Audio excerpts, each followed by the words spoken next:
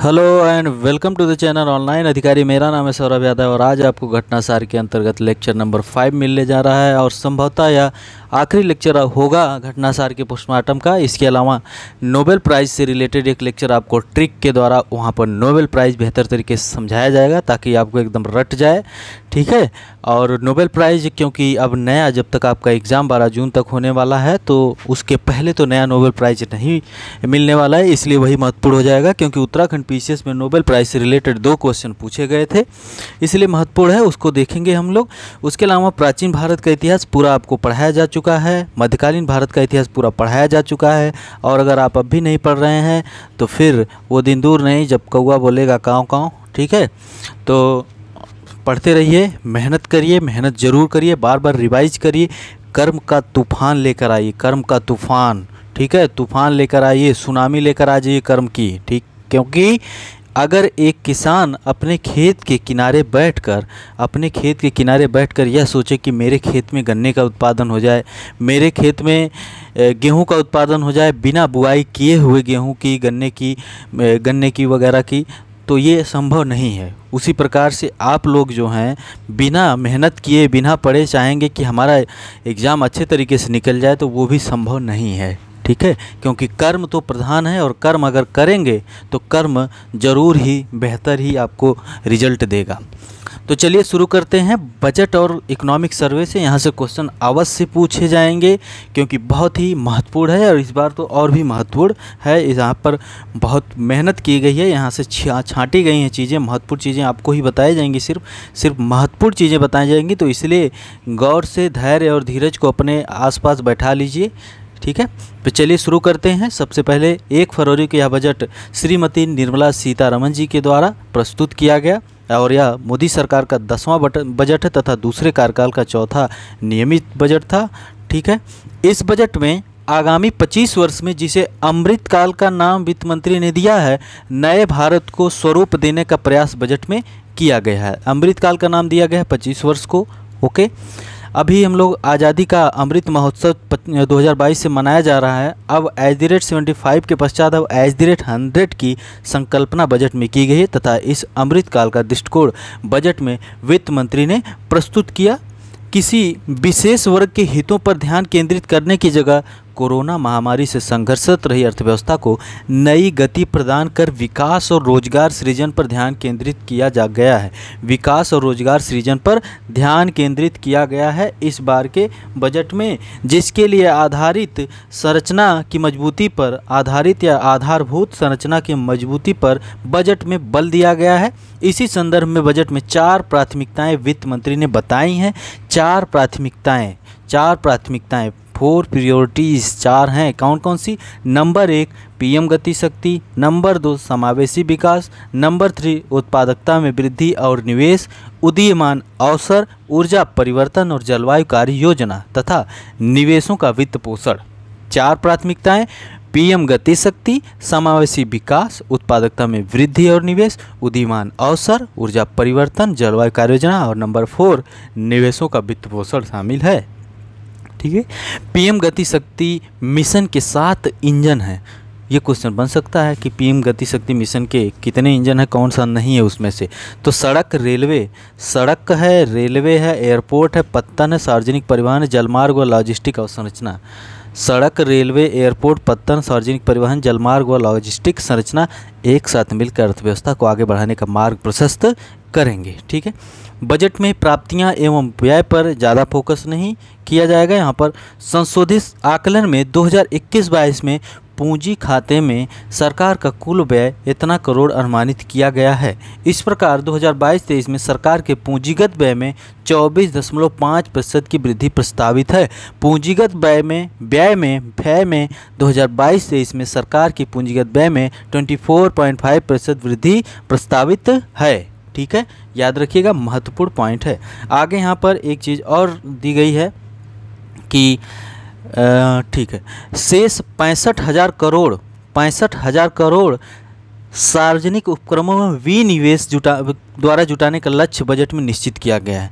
विनिवेश द्वारा 65,000 करोड़ जुटाने का लक्ष्य निश्चित किया गया है इस बार, और विनिवेश में इस बार चीज़ें कम की गई हैं क्योंकि इसके पहले ज़्यादा था। इसके पहले यहाँ पर देखिए कुछ चीज़ें ज़्यादा दिख रही हैं, इतना इतना था पिछले बार में, लेकिन इस बार क्या किया गया है कि उसको कम किया गया है। तो आपके लिए क्वेश्चन बनता है कि डिसइन्वेस्टमेंट कमीशन किस वर्ष आया था और उसके अध्यक्ष कौन थे, किसकी रिकमेंडेशन पर डिसइन्वेस्टमेंट कमीशन बना था।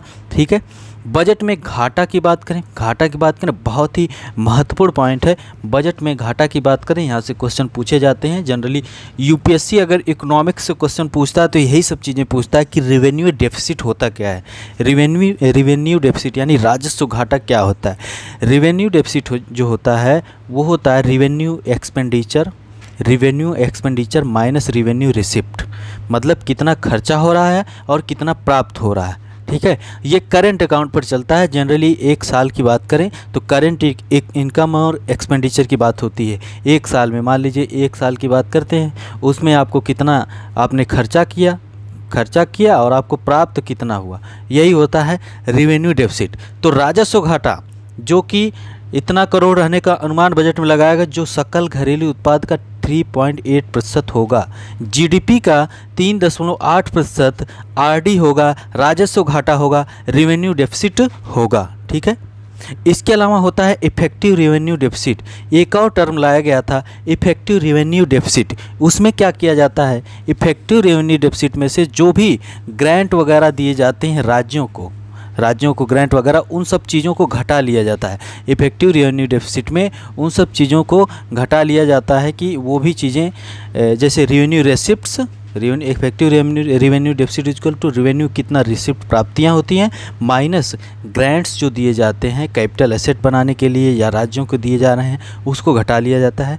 तो ईआरडी जो है, ईआरडी कितना 2.6% ही रहेगा। तो याद रखिएगा रेवेन्यू डेफिसिट जब भी होगा वो अधिक होगा और ईआरडी यानी प्रभावी राजस्व घाटा जो होगा 2.6% होगा, वो कम ही होगा इससे। तो ये 3.8% होगा और ये 2.6% ही रहेगा। ठीक है, याद रखिए, महत्वपूर्ण पॉइंट है।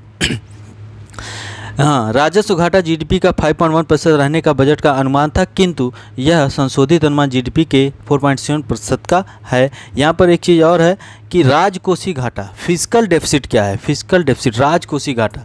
हमने रेवेन्यू डेफिसिट बताया, इफेक्टिव रेवेन्यू डेफिसिट बताया, अब फिस्कल डेफिसिट क्या है। फिस्कल डेफिसिट होता है टोटल एक्सपेंडिचर, आपका कितना टोटल एक्सपेंडिचर है, पूरा टोटल खर्चा कितना हो रहा है, उसमें से माइनस क्या करते हैं, रेवेन्यू रेसिप्ट्स प्लस जो कैपिटल रेसिप्ट होते हैं जहाँ से डेप्ट यानी ऋण नहीं होता, वो कैपिटल रेसिप्ट भी उसमें ऐड की जाती हैं। तो यानी टोटल एक्सपेंडिचर में इसको घटाया जाता है, तो वो राजस्व घाटा होता है, राजस्व टोटल। ठीक है, राजकोषीय घाटा इतना करोड़ बजट में अनुमानित है, जो सकल घरेलू उत्पाद का 6.4% होगा।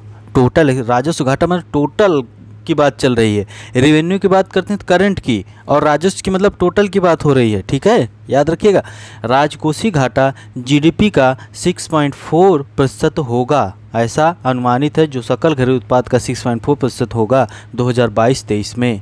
याद रखिए 6.4%।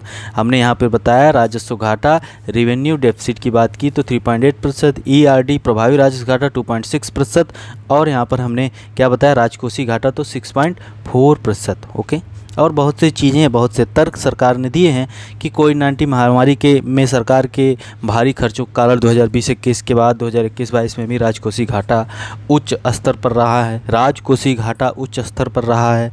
2020-21 में यह जीडीपी का इतना प्रतिशत था और 2021-22 में 6.9% पर रहा, और उसके बाद ये जो कि वर्तमान समय में 2021-22 में राजकोषीय घाटा जीडीपी के इतना प्रतिशत था। तो कुल मिला के ये सब चीज़ें यहाँ पर लिखी गई हैं। और प्राथमिक घाटा भी एक होता है, प्राइमरी डेफिसिट भी एक होता है। प्राइमरी डेफिसिट क्या होता है, physical deficit minus interest payment. Primary deficit क्या होगा, फिजिकल डेफिसिट एफडी जो बता रहे हैं, राजकोषीय घाटा माइनस इंटरेस्ट जो पेमेंट किया जाता है वो कितना रहने का अनुमान है 2022-23 में 2.8% करोड़ अनुमानित है, जो जीडीपी का 2.8% है। ये अलग अलग चीज़ें नोट कर लीजिएगा छोटे छोटे पॉइंट में कि प्राइमरी डेफिसिट क्या है, और इन सब टर्म को थोड़ा सा एक बार देखिएगा, बहुत ही महत्वपूर्ण टर्म्स हैं ये। ओके, घबराइए मत, आसानी के साथ ध्यान से सुनिए। रेवेन्यू डेफिसिट में राजस्व घाटा मतलब करंट अकाउंट की बात हो रही। इफेक्टिव रेवेन्यू डेफिसिट में जो ग्रांट्स वगैरह दिए हैं उसको घटा दिया जाता है, तो राजस्व घाटा से कम ही होता है। राजकोषीय घाटा मतलब टोटल सरकार का कितना एक्सपेंडिचर उसकी बात हो रही। प्राइमरी डेफिसिट की बात हो रही तो उसमें फिजिकल डेफिसिट जो होता है पूरा टोटल एक्सपेंडिचर वगैरह वाला, उसमें से इंटरेस्ट वगैरह घटा देते हैं तो वो हो जाता है प्राथमिक घाटा। ठीक, यहाँ तक कोई दिक्कत आपको नहीं होनी चाहिए। अब कुछ और चीज़ें हैं, इसको पढ़ा जाएगा बेहतर तरीके से क्योंकि चीज़ें बहुत महत्वपूर्ण दी गई हैं। बजटी घाटों में यह भारी वृद्धियां कोविड-19 महामारी के दौरान हुई, अप्रत्याशित खर्चों के कारण हुई हैं। कि ये जो घाटे सब हुए हैं सरकार के तर्क हैं कि ऐसे हुए हैं। ठीक है, ब्याज अदायगी सरकार के खर्च की सबसे बड़ी मद है। ब्याज अदायगी में इतना करोड़ का प्रावधान बजट में किया गया है। सब्सिडी की मद में प्रावधान इस वर्ष घटाया गया है, सब्सिडी वगैरह घटाई गई है। ठीक है, जिसमें सबसे अधिक 28% कटौती खाद्य सब्सिडी में की गई है। खाद्य सब्सिडी में सर्वाधिक कटौती की गई है, 28% तक कटौती यहाँ पे की गई है। उसके अलावा उर्वरक सब्सिडी में कटौती, पेट्रोलियम सब्सिडी में कटौती की गई है। और यही सब मेन रीज़न है कि इस समय पेट्रोलियम के रेट बढ़े हुए हैं। वैसे इंटरनेशनल मार्केट का भी प्रभाव है। सरकार के कुल खर्च में लगभग 10% हिस्सा सब्सिडी पर जाता है। 10% हिस्सा सब्सिडी पर जाता है। ठीक है, तो सरकार ही तो सब्सिडी देती है, तो सब्सिडी इतना ज़्यादा देती हैं सब सरकारें। रक्षा की बात करें तो रक्षा में इस बार बजट बढ़ाया गया है। पूर्व वर्ष में इतना था तो इस बार 5.25 लाख करोड़ रुपए किया गया है। और उसमें और बातें की गई हैं कि पूंजीगत व्यय के इतना करोड़ का उपयोग हथियारों वायुयानों व अन्य सैन्य उपकरणों की खरीद पर व पहले की ऐसी खरीदों के भुगतान के लिए किया जाएगा। इतना पैसा याद मत रखिएगा कि 1,52,369 करोड़ रुपए, ये याद सब मत रखिएगा। बस ये रखिए कि ज़्यादा किया गया है, पिछली वर्ष से ज़्यादा है। ओके, इस व्यय का 68% अब घरेलू बाजार से ही खरीद के लिए आरक्षित रखा गया है। पहले ऐसा आरक्षण 58% था। तो ये महत्वपूर्ण पॉइंट हो गया कि 68% अब घरेलू बाजार से खरीदेंगे, पहले 58% था। ठीक, ओके। कर प्रस्ताव, प्रत्यक्ष कर की बात करें, डायरेक्ट टैक्स की बात करें, स्वतंत्रता के 75वें वर्ष में 75 वर्ष से अधिक उम्र के ऐसे पेंशन भोगी वरिष्ठ नागरिकों जिनकी आय पेंशन के अतिरिक्त केवल ब्याज से ही है, जिनकी आय पेंशन के अतिरिक्त केवल ब्याज से ही है, को आयकर की विवरणी दाखिल करने की छूट पिछले ही वर्ष दे दी गई थी। ठीक है, 75 वर्ष से ऊपर जो लोग हैं उनकी संख्या भी कम होगी। ओके, इस वर्ष प्रत्यक्ष करों के मामले में नई व्यवस्था बजट में की गई। आयकर दाताओं को अब असेसमेंट ईयर के 2 वर्ष तक अपनी आय की संशोधित विवरणी जमा करने की अनुमति दी गई है। ऐसा उन्हीं मामलों में हो सकेगा जब करदाता कुछ आय दर्शाने में छूट गए हों तो उसे और कर जमा करना हो। ठीक है, असेसमेंट ईयर के 2 वर्ष तक अपनी आय की संशोधित अपडेटेड रिटर्न जमा करने की अनुमति दी गई है। ऐसा उन्हीं मामले में हो सकेगा जब करदाता कुछ आय दर्शाने से छूट गए हों। ठीक है, तो उसे और कर जमा करना हो। ठीक है, याद रखिएगा। वैकल्पिक आयकर की मिनिमम अल्टरनेटिव टैक्स का भुगतान 18.5% की दर से करना होगा। मैट का भुगतान 18.5% की दर से करना होगा। तो कमेंट करिएगा मैट क्या होता है। जबकि कंपनियों के मामले में यह 15% है। तो मैट क्या है और यहाँ पे कंपनियों के मामले में 15% की बात हो रही है। ठीक है, तो ये मैट क्या है कमेंट करिएगा। दोनों में कर की समानता लाने के लिए सहकारी समितियों के लिए मैट की दर 15% की गई है। सहकारी समितियों के लिए 15% की गई है। मैट वगैरह उतना ही रहेगा लेकिन सहकारी समितियों के लिए 15% किया गया है। ओके, जिन सहकारी समितियों की आय 1 करोड़ से अधिक है किंतु 10 करोड़ से कम है उनके लिए सरचार्ज की दर 12% से घटाकर 7% की गई। जिन कोऑपरेटिव सोसाइटीज़ की आय 1 करोड़ से अधिक है किंतु 10 करोड़ से कम है उनके लिए सरचार्ज की दर को 12% से घटाकर 7% किया गया है। ओके, याद रखिएगा। केंद्र सरकार ने अपने कर्मचारियों के वेतन के 14% भाग का पेंशन योजना एनपीएस में योगदान करती है तथा यह योगदान कर्मचारियों की आय की गणना में कटौती के रूप में स्वीकार किया गया। कितना? 14% केंद्र सरकार करती है। राज्य कर्मियों के मामले में वेतन का 10% ही ऐसी कटौती की गणना के लिए स्वीकार किया। ठीक है, राज्य सरकार में 10% जाता था। नए बजट में दोनों तरह के कर्मियों के मामले में समानता लाने के लिए राज्य कर्मियों के लिए एनपीएस के लिए 14% की कटौती की अनुमति नए बजट में दी गई है। ठीक है, तो अब दोनों में 14% की अनुमति दी गई है। ठीक, 31 मार्च 2022 से पहले स्थापित पात्र स्टार्टअप्स को उनकी स्थापना के 10 वर्ष तक लगातार 3 वर्षों के लिए कर छूट का लाभ पहले ही दिया गया था। 31 मार्च 2022 से पहले स्थापित पात्र स्टार्टअप को उनकी स्थापना के 10 वर्ष तक लगातार 3 वर्षों के लिए कर छूट का लाभ पहले ही दिया गया था। ओके, स्टार्टअप जो थे, स्टार्टअप की अर्थव्यवस्था के लिए योगदान व उनके महत्व को देखते हुए यह छूट अब 31 मार्च 2023 से पहले स्थापित होने वाले स्टार्टअप को भी उपलब्ध रहेगी। 1 साल बढ़ा दिया गया 31 मार्च 2023 तक। ओके, ठीक है। चीज़ें थोड़ा सा टफ अगर लगें तो टिक करिए, एक बार और अपने से पढ़िएगा। दूरगामी महत्व के एक कदम के तहत बजट में वर्चुअल डिजिटल परिसंपत्तियों, वर्चुअल डिजिटल एसेट्स के लेन देन पर होने वाली आय पर 30% टैक्स लगाने की घोषणा की गई है। याद रखिएगा, वर्चुअल डिजिटल परिसंपत्तियों के लेन देन पर होने वाली आय पर 30% टैक्स लगाने की घोषणा की गई है। इससे क्रिप्टो करेंसियों के क्रय विक्रय पर होने वाली आय अब आयकर के दायरे में आ गई है। वर्चुअल डिजिटल परिसंपत्तियों के उपहार पर भी प्राप्तकर्ताओं को यह कर देना होगा। याद रखिएगा, ये सब चीज़ें वर्चुअल डिजिटल परिसंपत्तियों पर भी 30% टैक्स लगेगा, जिसके कारण जो अभी क्रिप्टो करेंसी वाला मामला चल रहा था वो सब भी अब इसके दायरे में आ जाएगा। इक्विटी शेयरों और यूनिट्स पर होने वाले दीर्घकालिक पूंजीगत लाभों पर 15% का सरचार्ज देय होता है, जबकि अन्य दीर्घकालिक पूंजीगत लाभों पर यह सरचार्ज 37% तक हो सकता था। इस मामले में समानता लाते हुए अन्य दीर्घकालिक पूंजीगत लाभों पर भी सरचार्ज 15% ही करने का प्रावधान बजट में किया गया है। कितना प्रतिशत? 15%। ओके। नई स्थापित होने वाली विनिर्माणी क्षेत्रों की उत्पादक इकाइयों के लिए 15% की रियायती दर पर 31 मार्च 2023 तक स्थापित होने वाली इकाइयों के लिए उपलब्ध थी। इसे अब 31 मार्च 2024 तक स्थापित होने वाली इकाइयों के लिए बढ़ा दिया गया है। ओके, याद रखिएगा, बहुत ही महत्वपूर्ण चीज़ें हैं। यहीं से स्टेटमेंट वाइज क्वेश्चन पूछे जाएंगे और एक क्वेश्चन तो 1 साल लेके निकल जाता है, क्योंकि आप बहुत से लोग ऐसे होंगे जो पिछले साल ये देख चुके होंगे, और इसलिए अगर बोर हो रहे हैं तो आपके ऊपर है, और नहीं बोर हो रहे हैं तो पढ़ते रहिए। अप्रत्यक्ष कर की बात करें, अप्रत्यक्ष कर तो यहाँ पर देखिए अप्रत्यक्ष क्या है। पूंजीगत वस्तुओं का उत्पादन 2025 तक दोगुना करने की बात की गई है, जबकि उर्वरक, टेक्सटाइल, चमड़ा, फुटवियर वगैरह वगैरह छूटों को समाप्त कर 7.5% का प्रशुल्क बजट में आरोपित किया गया है। इन सब में 7.5% का प्रशुल्क बजट में आरोपित किया गया है। जिन उन्नत मशीनों का देश में उत्पादन नहीं होता है उन पर यह छूटें जारी रहेंगी। जिन उन्नत मशीनों का देश में उत्पादन नहीं होता है उन पर यह छूटें जारी रहेंगी। इन कदमों से मेक इन इंडिया और आत्मनिर्भर भारत जैसे मिशनों को बढ़ावा मिलेगा। ठीक है। और एक अन्य महत्वपूर्ण बजट प्रस्ताव के तहत मिश्रित पेट्रोल की भी बात की गई है। मिश्रित पेट्रोल की बात की गई है। मिश्रित पेट्रोल यानी कि जिसमें एथेनॉल का सम्मिश्रण किया जाता है को बढ़ावा देने के लिए गैर मिश्रित पेट्रोल पर 2 रुपये प्रति लीटर का अधिक उत्पाद शुल्क लगाया जाएगा। ठीक है, मिश्रित पेट्रोल होगा तो उस पर नहीं लगेगा और दूसरा होगा तो उस पर लगेगा। कटिंग और पॉलिश किए गए हीरे और रत्नों पर सीमा शुल्क घटाकर 5% कर दिया गया है। हीरा और रत्न लेना है तो सीमा शुल्क उसको 5% कर दिया गया, थोड़ा सस्ता भी हो सकता है। ठीक, तो ये चीज़ें महत्वपूर्ण हैं यहाँ पर। और यहाँ पर और चीज़ें दी हुई हैं। अब सड़क परिवहन की बात करें तो 25,000 किलोमीटर का विस्तार किया जाएगा 2022-23 में।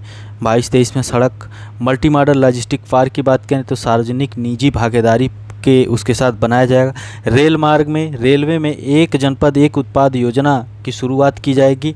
और इसके अलावा रेलवे में एक जनपद एक उत्पाद का मतलब कि स्टेशन पर अब कुछ लोकल चीज़ें वहाँ की जो होंगी फेमस जिस स्टेशन पर उसको बढ़ावा दिया जाएगा, ताकि यात्री उतरें, चिप्स वगैरह ना खरीदें, ये सब चीज़ें भी देखें। कवच प्रणाली के बारे में आपको पता है कि कवच प्रणाली का विस्तार किया जाएगा। 2000 किलोमीटर रेलवे नेटवर्क को सुरक्षा और क्षमता संवर्धन के लिए विश्व स्तर की स्वदेशी प्रौद्योगिकी कवच के तहत लाया जाएगा। हाल ही में इस प्रौद्योगिकी का सफल परीक्षण किया गया। अगले 3 वर्षों के दौरान 400 नई उत्कृष्ट वंदे भारत ट्रेनों का निर्माण किया जाएगा। ओके, ठीक है। अगले 3 वर्षों के दौरान मल्टी मॉडल लॉजिस्टिक के लिए 100 पीएम गति शक्ति कार्गो टर्मिनल विकसित किए जाएंगे। ओके, पर्वतमाला की बात की गई, बहुत ही महत्वपूर्ण। पर्वतमाला क्या है? दुर्गम पहाड़ी क्षेत्रों में पारंपरिक सड़कों के पर्यावरण की दृष्टि से टिकाऊ विकल्प के रूप में राष्ट्रीय रोपवे विकास कार्यक्रम पर्वतमाला को PPP public private partnership mode पर चलाया जाएगा। ठीक है, यहाँ पर चीज़ें दी हुई हैं। 8 रोपवे परियोजनाओं के लिए अनुबंध दिए जाएंगे। कृषि की बात करें, कृषि इसमें देश भर में रसायन मुक्त प्राकृतिक खेती को बढ़ावा दिया जाएगा। रसायन मुक्त ऑर्गेनिक फार्मिंग को बढ़ावा दिया जाएगा। इसके पहले चरण में गंगा नदी के 5 किलोमीटर कॉरिडोर्स में आने वाले किसानों की ज़मीनों पर विशेष ध्यान दिया जाएगा। गंगा नदी के 5 किलोमीटर कॉरिडोर्स में आने वाले किसानों की ज़मीनों पर विशेष ध्यान दिया जाएगा। कृषि फसलों का आकलन करने के लिए कीटनाशकों के छिड़काव आदि के लिए किसान ड्रोन्स को बढ़ावा दिया जाएगा। ठीक है, गंगा नदी के 5 किलोमीटर कॉरिडोर्स और किसान ड्रोन को बढ़ावा दिया जाएगा। किस लिए? कीटनाशकों के छिड़काव के लिए, है ना। इसके अलावा यहाँ पर केन बेतवा लिंक परियोजना को लागू किया जाएगा। इतने करोड़ लागत की अनुमानित है। केन बेतवा लिंक परियोजना, केन बेतवा लिंक परियोजना, ओके। इस योजना का उद्देश्य इतना हेक्टेयर में सिंचाई, पेयजल और बिजली उत्पादन की भी बात की गई है, और सौर ऊर्जा। ठीक है, ये केन बेतवा लिंक, केन बेतवा संबंधित उत्तर प्रदेश से, तो याद रखिएगा। केंद्र सरकार ने 17 फरवरी 2022 को केन बेतवा लिंक परियोजना प्राधिकरण और केन बेतवा नदियों को आपस में जोड़ने के लिए 20 सदस्यीय संचालन समिति का गठन भी किया है, ओके। इसके अलावा केन बेतवा लिंक परियोजना के पश्चात अन्य रिवर लिंक परियोजनाओं दमनगंगा, पिंजाल, पार तापी नर्मदा, गोदावरी, कृष्णा पेन्नार और पेन्नार कावेरी के लिए के ड्राफ्ट डीपीआर को अंतिम रूप से तैयार कर लिया गया है, ओके। संबंधित राज्यों में इन पर सहमति हो जाने पर केंद्र सरकार इनके क्रियान्वयन के लिए सहायता जारी कर देगी, ओके। ठीक है, एमएसएमई की बात करें तो ऐसा कुछ खास नहीं है एमएसएमई में।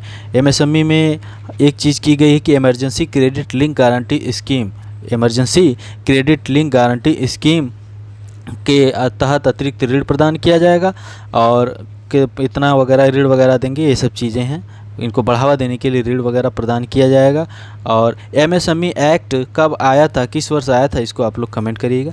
कौशल विकास की बात करें तो राष्ट्रीय कौशल योग्यता फ्रेमवर्क को गतिशील उद्योगों की ज़रूरतों के अनुरूप नवीकरणीय किया जाएगा।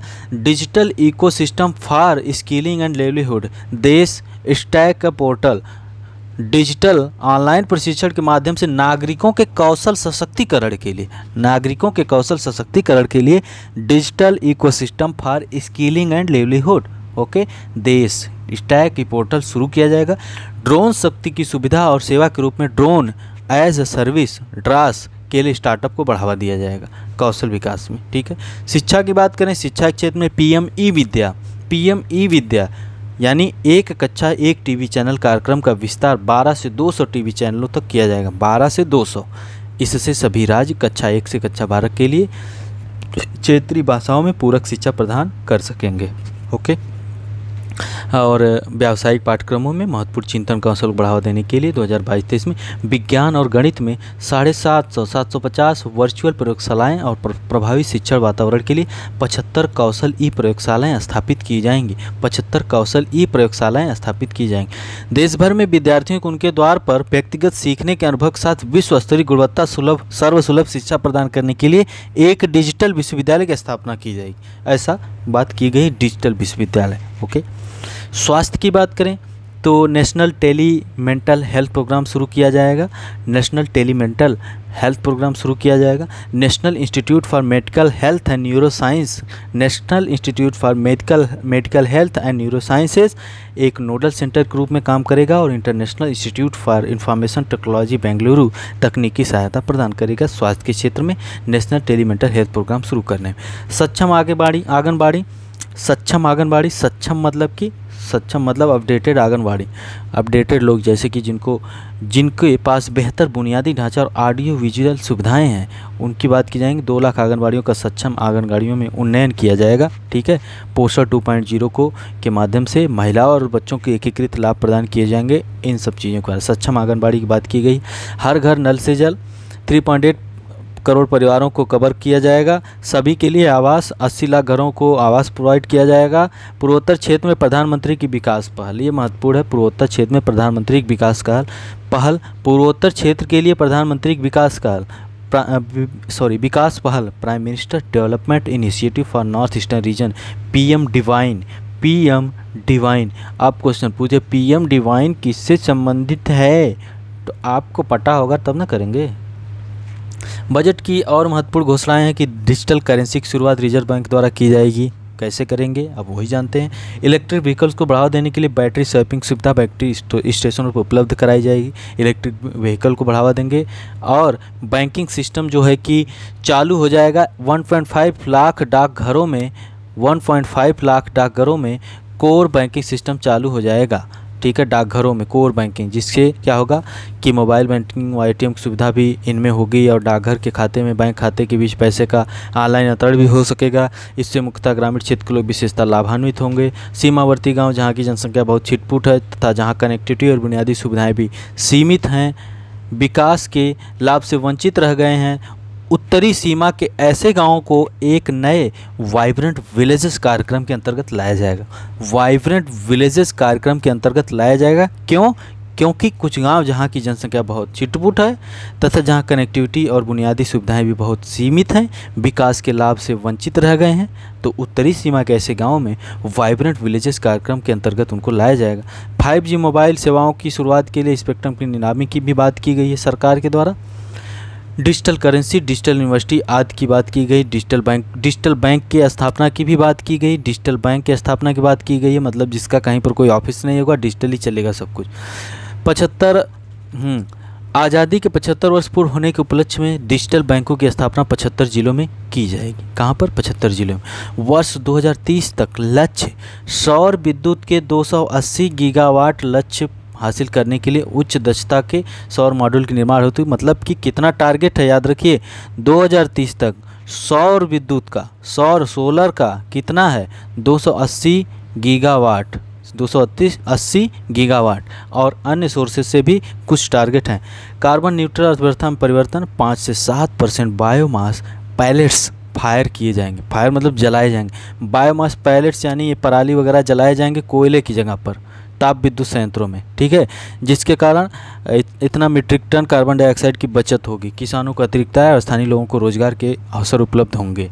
ये सब जलाया जाएगा और कोयले की जगह पे जलाया जाएगा। ओके, बजट के महत्वपूर्ण बिंदु हैं। सिवरेन ग्रीन बॉन्ड भी जारी किया जाएगा और 2023 में अंतर्राष्ट्रीय कदन्न वर्ष यानी इंटरनेशनल ईयर ऑफ मिलेट्स, शायद UN ने भी इसको घोषित कर दिया है। क्या घोषित कर दिया है ये कमेंट करिएगा आपने, कमेंट करिएगा आप लोग।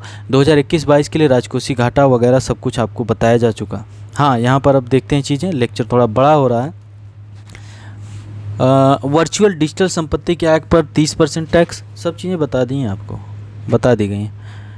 हाँ, यहाँ पर बजट में रुपया आता है कहाँ से? उधार एवं अन्य देयताएँ, माल और सेवा कर, निगम कर, आय कर, फिर केंद्रीय उत्पाद शुल्क। जाता कहाँ है? ब्याज अदायगी में जाता है, करों और ब्याज और शुल्कों में राज्य का हिस्सा, केंद्रीय क्षेत्र की योजना, इन सब चीज़ों में, ठीक है। आर्थिक समीक्षा की बात करें तो आर्थिक समीक्षा क्या है? बजट पूर्व आर्थिक सर्वेक्षण। आर्थिक सर्वेक्षण जिसे केंद्रीय बजट से पहले संसद में पेश किया जाता है ताकि अर्थव्यवस्था की स्थिति पेश की जा सके और नीतिगत नुस्खे सुझाए जा सकें। मतलब अर्थव्यवस्था की स्थिति क्या है पूरा सर्वे करके बताया जाता है।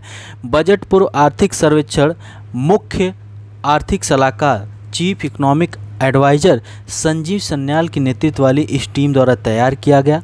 प्रस्तुति के कुछ दिन पहले केंद्र सरकार ने अर्थशास्त्री वी अनंत नागेश्वरम को नया CEA नियुक्त किया। याद रखिएगा, प्रस्तुति के कुछ दिन पहले केंद्र सरकार ने अर्थशास्त्री वी अनंत नागेश्वरन को नया CEA नियुक्त किया, चीफ इकोनॉमिक एडवाइजर नियुक्त किया, ठीक है।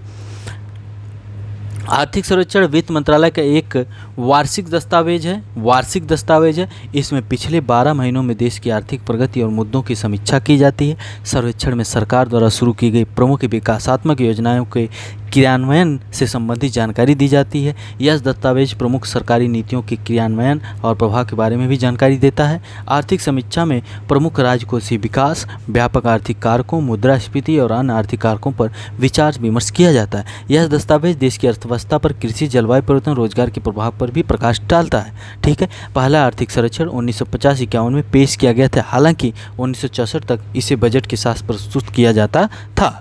1964 तक इसे बजट के साथ प्रस्तुत किया जाता था, लेकिन उसके बाद इसको अलग कर दिया गया। आर्थिक समीक्षा का सबसे पहले अध्याय में क्या है, अर्थव्यवस्था की स्थिति पर प्रकाश डालते हुए बताया गया है कि कोविड-19 महामारी के 2 वर्षों के दौरान वायरस के अलग अलग वेरिएंट्स के आने, आपूर्ति श्रृंखलाओं के बंद होने, उन्नत और उभरती अर्थव्यवस्था, मुद्रास्फीति की वापसी के कारण वैश्विक अर्थव्यवस्था में अनिश्चितता की स्थिति बनी रही है। और भारत में स्थिति 2020-21 की दूसरी छमाही में निरंतर सुधर रही है। 2021-22 में जीडीपी में वृद्धि 9.2% रहने का अग्रिम अनुमान है। कृषि क्षेत्र में 3.9% और उद्योगों में 11.8%, सेवा क्षेत्रों में इतना प्रतिशत चलते ओवरऑल जीवीए में 8.6% वृद्धि एनएसओ यानी राष्ट्रीय सांख्यिकी कार्यालय के अग्रिम अनुमान है। ऐसा कुछ है। हम सीधे चलते हैं महत्वपूर्ण बिंदुओं पर। हाँ, आर्थिक रिकवरी के बाद जीवीए में कृषि एवं संबंधित क्षेत्रों का योगदान 2020-21 में इतना था प्रतिशत था। 21-22 में 18.8% रहने का अनुमान। 21-22 में जीवीए में कृषि एवं संबंधित क्षेत्र एग्रीकल्चर और लाइट सेक्टर का 18.8% रहने का अनुमान है। पहले अग्रिम आकलन में इसके विपरीत उद्योगों का योगदान इतना था, लेकिन अब 28.2% रहने का अनुमान है। मतलब कि अब बढ़ रहा है, ये घट रहा है। कृषि का क्षेत्र घट रहा है, कृषि का क्षेत्र बढ़ गया था, लेकिन अब उद्योग का क्षेत्र देखिए बढ़ रहा है और ये घट रहा है। लेकिन सेवा क्षेत्र 53.9% से घटा है। याद रखिएगा, सेवाओं का योगदान 53.9 से 53% हुआ है। याद रखिएगा, ये थोड़ा सा चीज़ें हैं, है ना। कृषि क्षेत्र घटा है, ओके। उद्योग का सेक्टर जो है वो बढ़ा है और सर्विस सेक्टर जो था पिछले वर्ष की तुलना में वो थोड़ा सा घटा है, उसका योगदान जीवीए में, ओके। याद रखिए। टीकाकरण वगैरह, टीकाकरण में ठीक है चीज़ें। विदेशी क्षेत्र, हाँ विदेशी क्षेत्र की बात करते हैं, यहाँ चीज़ें अच्छी हैं। यहाँ पर भारत के मुद्रा भंडार की बात कर ली जाए, 31 दिसंबर 2021 को 634 अरब डॉलर हो गए थे भारत के विदेशी मुद्रा भंडार, जो भारत के 13.2 महीने के व्यापारिक आयात के बराबर हैं और देश के विदेशी ऋण से अधिक है। यानी विदेशी ऋण जो भारत का है वर्तमान में उससे अधिक है। क्या? जो भारत का मुद्रा भंडार है, विदेशी मुद्रा भंडार है, ओके ठीक है। समीक्षा में उल्लिखित है कि नवंबर 2021 के अंत तक भारत चीन, जापान और स्विट्जरलैंड के बाद दुनिया का चौथा सबसे बड़ा विदेशी मुद्रा भंडार वाला देश था। नवंबर 2021 के अंत तक भारत चीन, जापान, स्विट्जरलैंड के बाद दुनिया का चौथा सबसे बड़ा विदेशी भंडार और विदेशी मुद्रा भंडार वाला देश था। तो 31 दिसंबर 2021 तक 634 अरब डॉलर, ओके। तेल मूल्यों में वृद्धि हो रही है। तेल मूल्यों में भारी वृद्धि के चलते अप्रैल नवंबर के 8 महीनों में कुल निर्यातों में पेट्रोलियम उत्पादों का भाग ही सर्वोच्च रहा है। पेट्रोलियम उत्पाद का बात करते हैं यहाँ पर। सबसे ज़्यादा निर्यात की बात करें भारत से, भारत के वस्तुगत निर्यातों में 5 प्रमुख उत्पाद हैं। पेट्रोलियम उत्पाद है नंबर 1, फिर मोती व बहुमूल्य पत्थर हैं, लोहा एवं इस्पात है, औषधि फार्मुलेशन है, स्वर्ण व आभूषण है। ठीक है, याद रखिएगा। तो पेट्रोलियम उत्पाद है, उसके बाद मोती व बहुमूल्य पत्थर है, लोहा एवं इस्पात है, औषधि फार्मुलेशन है, स्वर्ण व आभूषण है। तो ये निर्यात में है। समीक्षा के प्रस्तुत आंकड़ों के अनुसार 21-22 में संदर्भित अवधि में निर्यातों में सर्वाधिक 23.2% वृद्धि कृषिगत निर्यातों में के मामले में हुई है। कृषिगत निर्यातों के मामले में हुई है वृद्धि 23.2%, ओके। हाँ, यहाँ पर देखिए और चीज़ें दी हुई हैं कि भारत सबसे ज़्यादा 5 गंतव्य स्थल कहाँ है जहाँ पे निर्यात करता है। तो नंबर 1 पे अमेरिका, नंबर 1 पे अमेरिका, याद रखिएगा। यूएसए में सबसे ज़्यादा भारत का निर्यात होता है ना। उसके बाद यूएई है, यूनाइटेड अरब अमीरात, संयुक्त अरब अमीरात। उसके अलावा बाद चीन है, फिर बांग्लादेश है, फिर हांगकांग है। याद रखिएगा, बहुत ही महत्वपूर्ण चीज़ें हैं ये। उसके अलावा भारत के वस्तुगत आयातों की बात करें तो क्रूड पेट्रोलियम भारत में आयात होता है सबसे ज़्यादा, फिर स्वर्ण होता है, फिर पेट्रोलियम पदार्थ होता है ना। पेट्रोलियम क्रूड होता है, फिर स्वर्ण होता है, सोना होता है, फिर पेट्रोलियम पदार्थ होता है, फिर पल्स, प्रेशियस व सेमी प्रेशियस स्टोन, कोयला एवं कोक, ओके। ये इनका होता नंबर 5 है। तो और वस्तुगत आयात की बात करें तो सबसे ज़्यादा कहाँ से होता है भारत का, यहाँ पर देखिए प्रमुख स्रोत हैं। चीन से सबसे ज़्यादा भारत आयात करता है, फिर यूएई से करता है, ठीक है। दूसरे नंबर पे यूएई से आयात भी करता है और दूसरे नंबर पे भारत निर्यात भी करता है, भारत की बात करें। फिर अमेरिका से आयात करता है, फिर सऊदी अरब से, फिर इराक से। याद रखिएगा चीज़ें, यहीं से क्वेश्चन पूछे जाएंगे आपसे।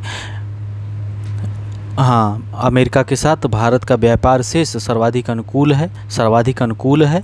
जबकि ट्रेड बैलेंस की बात करें तो सबसे अनुकूल है अमेरिका के साथ, जबकि सर्वाधिक प्रतिकूल चीन के साथ है। ठीक है। करंट अकाउंट डेफिसिट की बात करें तो भारत का कैड करंट अकाउंट डेफिसिट 0.2% था। ठीक है, जो कि जीडीपी का 0.2% था। ठीक। विदेशी मुद्रा कोष की बात हो चुकी, हो गई। और विदेशी ऋण की बात करें, ये बहुत महत्वपूर्ण पॉइंट है। भारत पर कुल विदेशी ऋण सितंबर 2021 के अंत में 593.1 अरब डॉलर था। यह जून 2021 की तुलना में 22.3 अरब डॉलर था। रिपोर्ट के अनुसार सितंबर 2021 के अंत में ऋण सेवा अनुपात 4.7% था, जो मार्च 2021 में 8.2% था।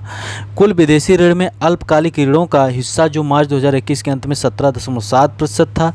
अल्पकालिक ऋणों का हिस्सा जो मार्च 2021 के अंत में 17.7% था, मामूली गिरावट के बाद सितंबर 2021 के अंत में 17.0% रह गया था अल्पकालिक ऋणों का हिस्सा। ठीक है।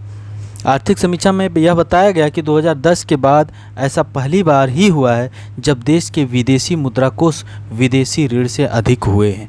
2010 के बाद ऐसा पहली बार हुआ है, लेकिन विदेशी ऋण बढ़े हैं और विदेशी मुद्रा कोष भी बढ़ा है। सितंबर 31 तक हमने आपको यहाँ पे बताया कि कितना था, 634 अरब डॉलर था। 634 अरब डॉलर तो हमारे पास विदेशी मुद्रा भंडार है, लेकिन हमारा विदेशी ऋण भी कितना है, विदेशी ऋण यहाँ पे हम बता रहे हैं आपको कि 593.1 अरब डॉलर था। सितंबर 2021 तक की बात है। ठीक है, 634 था हमारे पास मुद्रा भंडार, इतना हमारा विदेशी ऋण है। ठीक है, 593। कृषि की बात करें तो कृषि का योगदान जीवीए में 18.8% का योगदान 2021-22 में किया है।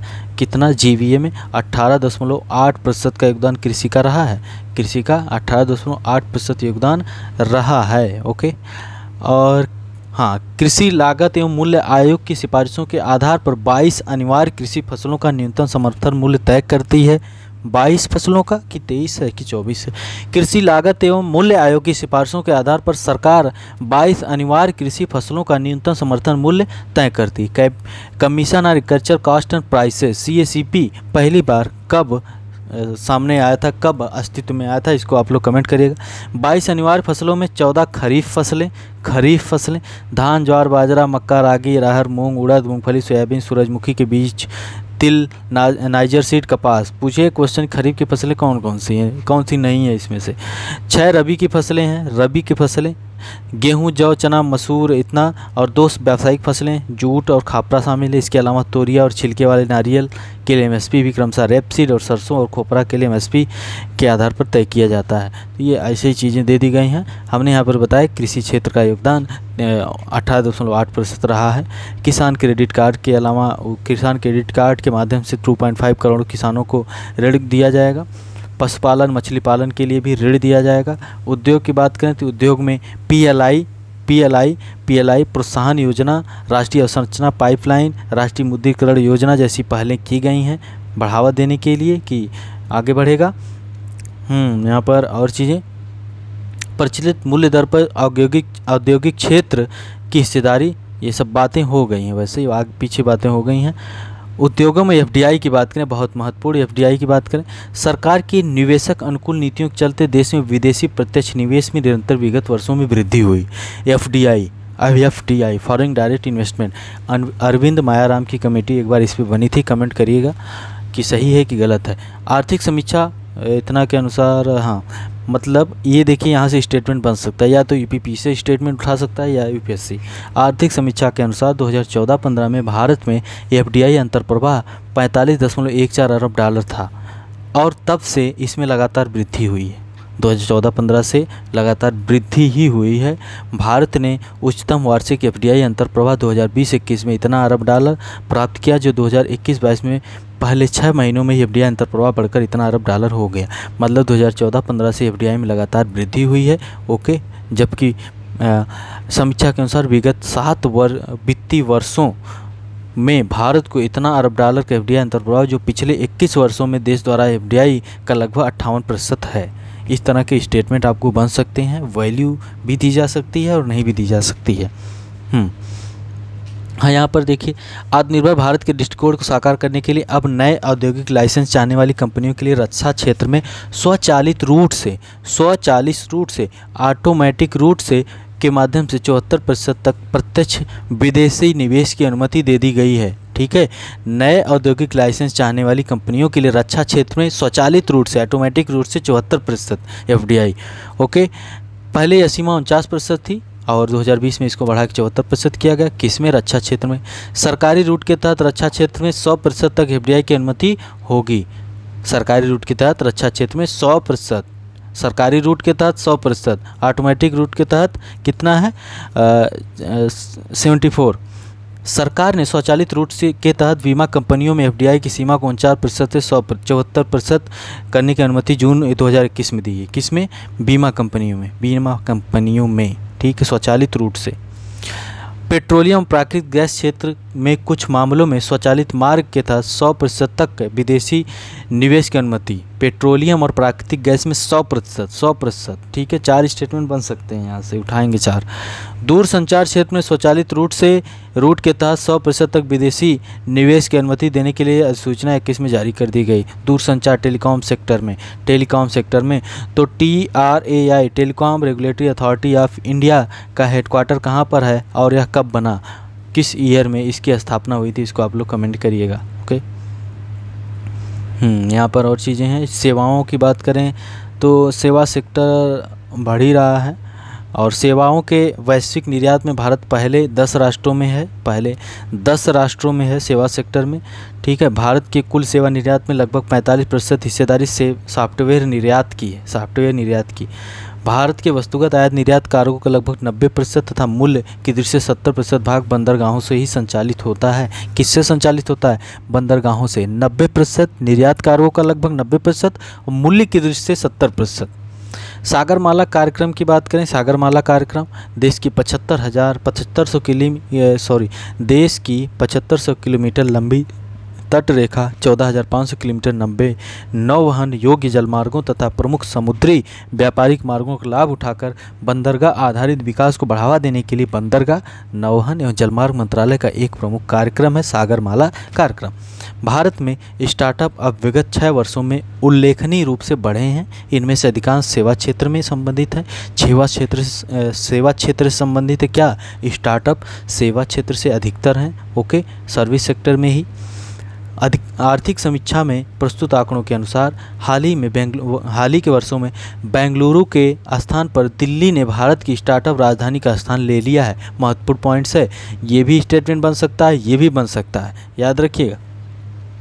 अब स्टार्टअप के क्षेत्र में भारत की स्टार्टअप राजधानी का स्थान किसने ले लिया है? दिल्ली ने बेंगलुरु के स्थान पर। ओके, समीक्षा में प्रस्तुत आंकड़ों के अनुसार 2021 में देश में रिकॉर्ड 44 स्टार्टअप यूनिकॉर्न की श्रेणी में पहुंच गए हैं। 44 स्टार्टअप यूनिकॉर्न की श्रेणी में पहुंच गए हैं। देश में सबसे अधिक 11,308 पंजीकृत स्टार्टअप महाराष्ट्र में है। ये भी स्टेटमेंट बनेगा। सर्वाधिक स्टार्टअप महाराष्ट्र में है। 14 जनवरी 2022 तक स्थिति के अनुसार देश में इतना अरब डायरेक्ट मूल्यांकन के साथ कुल कितने 83 यूनिकॉर्न हैं। जनवरी 2022 तक भारत अमेरिका और चीन के बाद विश्व में तीसरा सबसे बड़ा स्टार्टअप इकोसिस्टम बन गया है। भारत अमेरिका और चीन के बाद विश्व में सबसे बड़ा स्टार्टअप यूनिकॉर्न का इकोसिस्टम वाला सबसे बड़ा स्टार्टअप इकोसिस्टम बन गया है। सर्वाधिक स्टार्टअप महाराष्ट्र में है। भारत में 2022 जनवरी तक 83 यूनिकॉर्न थे। ठीक है, स्टार्टअप की राजधानी अब किसने ले लिया है? दिल्ली ने भारत की स्टार्टअप राजधानी का स्थान ले लिया है बेंगलुरु के स्थान पर। ओके, और सर्वाधिक स्टार्टअप जो कि सेवा सेक्टर में ही है। सतत विकास लक्ष्य, नीति आयोग, SDG, इंडिया सूचकांक तथा डैशबोर्ड पर सतत विकास लक्ष्य वगैरह। हाँ, इसमें भारत विश्व में 10वां सबसे बड़ा वन क्षेत्र वाला देश है। India state of forest report आ चुकी है, इसके बारे में हम बता चुके हैं, इसको देख लीजिएगा। इसमें यही चीज़ बताई गई कि 2010 से 2020 के दौरान वन क्षेत्र में वृद्धि के मामले में 2020 में विश्व में भारत का स्थान तीसरा रहा है। 2020 में भारत में के कुल भौगोलिक क्षेत्र में कवर किए गए वन 24% रहे, यानी विश्व के कुल क्षेत्रफल का 2%। 24 दशमलव कुछ प्रतिशत है, हमें अभी याद नहीं आ रहा है, जो पूरे विश्व का कितना 2% भारत में वन है। ओके, और विश्व में 10वें नंबर पर है, 10वां स्थान है भारत का वन क्षेत्रफल की दृष्टि से। इंडिया स्टेट ऑफ फॉरेस्ट की रिपोर्ट आ चुकी है, 2021 में आई है, ठीक है, 17वीं रिपोर्ट आ चुकी है। तो यहाँ पर आपका ये पूरा चीज़ें लगभग ख़त्म होती हैं। यहाँ पर डाबर भारत में 100% प्लास्टिक वेस्ट न्यूट्रल कंपनी हो गया है। डाबर भारत में 100% प्लास्टिक वेस्ट न्यूट्रल कंपनी हो गया है। इससे यह इस उपलब्धि को हासिल करने वाली पहली भारतीय उपभोक्ता वस्तु कंपनी बन गई है, कंज्यूमर गुड्स कंपनी बन गई है। डाबर इंडिया ने घरेलू प्लास्टिक कचरे के प्रबंधन के बारे में सामुदायिक जागरूकता बढ़ाने के लिए हिमाचल प्रदेश में एक नया पर्यावरण बचाओ आंदोलन अभियान शुरू करने की घोषणा की है, डाबर ने हिमाचल प्रदेश में, ठीक है।